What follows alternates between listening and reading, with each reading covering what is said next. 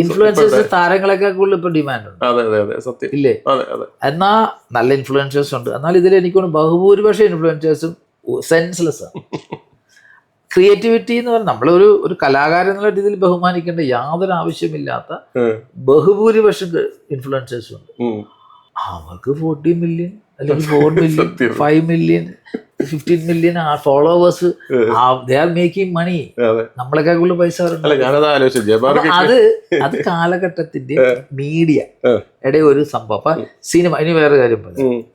ഒരു എന്താ പറയാ, വലിയൊരു എഴുത്തുകാരനും ഒരു പൊട്ടപ്പടം ചെയ്ത ഒരാളും തുറന്നു പറയാം, വലിയൊരു എഴുത്തുകാരനും ഒരു പിന്നെ ഒരു വേദിയിൽ ഇരുത്തിയാൽ ഈ സിനിമാക്കാരനെ പിടിച്ച് മുമ്പ് ഇരുത്തുക, അറിയോ? അതാണ് കാലം. സിനിമക്ക് അത് സീരിയൽസിനില്ല, സിനിമക്ക് സീരിയലിനില്ല. സിനിമയ്ക്ക് അങ്ങനത്തെ ഒരു ഗ്ലാമർ ഉണ്ട്, കണക്ടിവിറ്റി ഉണ്ട്. അതാണ് സിനിമയുടെ ശക്തിയും.